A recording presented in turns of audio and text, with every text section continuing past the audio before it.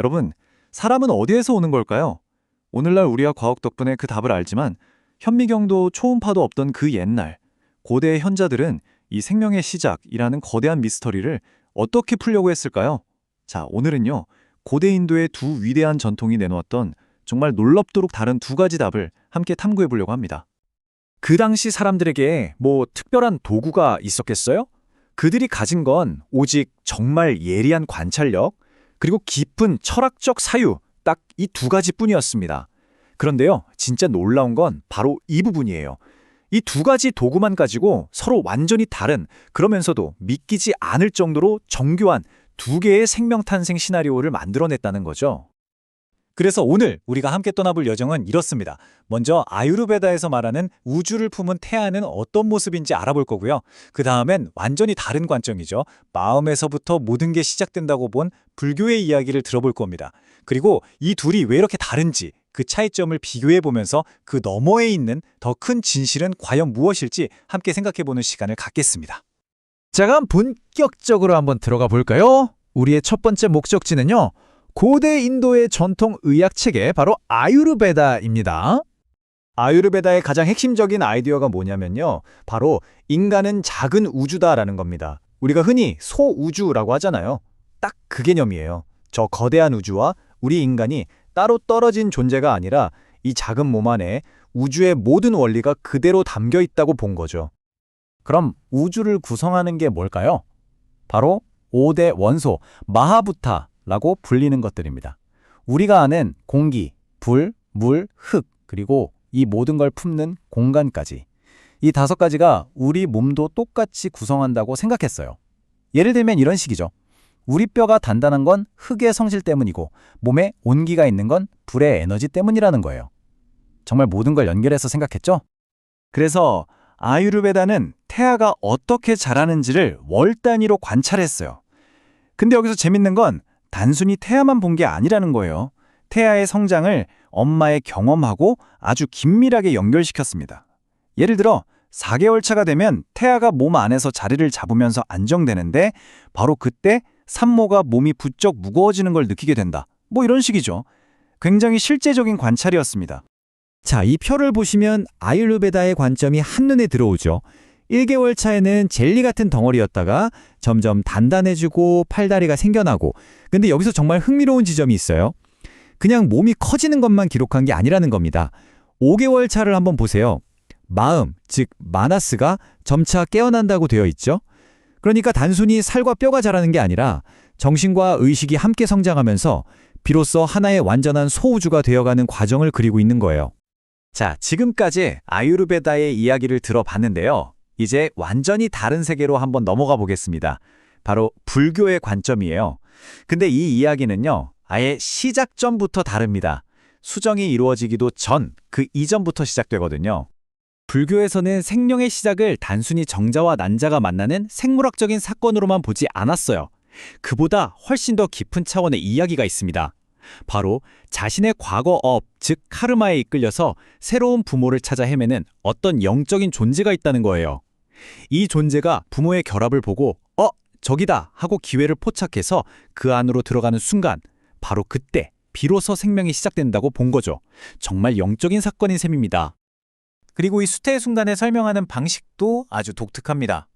불교의 핵심 개념인 오운, 즉 우리 존재를 구성하는 5가지 요소를 가지고 설명하거든요. 그러니까 단순히 세포가 합쳐지는 물질적인 현상, 색뿐만 아니라 그때 느끼는 감정, 수, 떠오르는 생각, 상, 자궁으로 이끄는 의지, 행, 그리고 그 모든 걸 아는 의식, 시까지. 이 모든 마음의 작용이 함께해야 비로소 하나의 생명이 시작될 수 있다고 본 겁니다. 정말 심리학적이죠? 이렇게 생명의 시작을 마음의 문제로, 아주 깊은 내면의 과정으로 들여다봤기 때문일까요?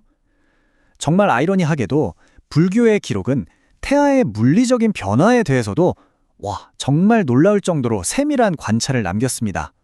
이건 뭐 거의 현미경으로 들여다본 수준이에요. 주 단위로 태아가 어떻게 변하는지 기록했거든요.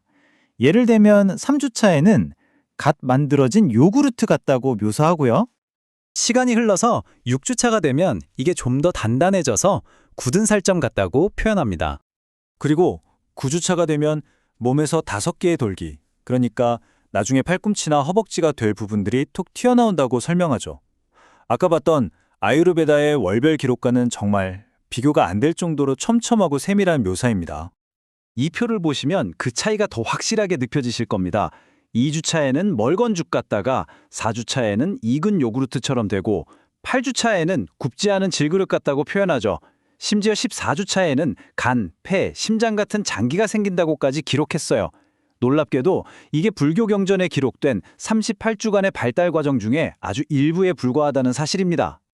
자, 그럼 이제 정말 궁금해지지 않나요? 똑같이 고대 인도에서 똑같이 생명의 시작을 관찰했는데 왜 이렇게 한쪽은 월 단위의 거시적인 관점이고 다른 한쪽은 주 단위의 미시적인 관점일까요? 도대체 이 차이는 어디서 오는 걸까요? 그 해답은요, 누가 더 관찰을 잘했냐 못했냐의 문제가 아닙니다. 바로 왜 관찰을 했는가? 그들의 궁극적인 목적이 달랐기 때문이에요. 아유르베다의 목적은 아주 명확하고 실용적이었습니다. 바로 의학이었죠. 어떻게 하면 산모와 아이가 모두 건강할 수 있을까? 어떻게 하면 우리 몸을 우주의 질서와 조화롭게 만들어서 건강한 생명을 탄생시킬 수 있을까? 이게 그들의 유일한 관심사였던 겁니다. 반면에 불교는 완전히 달랐습니다. 그들에게 태아 관찰은 의학이 아니라 수행의 도구였어요. 생각해보세요. 한 주 한 주 모습이 급격하게 변화하는 태아의 모습을 관찰하면서 뭘 느꼈을까요? 아, 모든 것은 변하는구나. 영원한 것은 없구나. 바로 이 무상함을 깨닫고 생로병사의 고통에서 벗어나는 해탈에 이르는 것. 그것이 그들의 궁극적인 목표였던 거죠.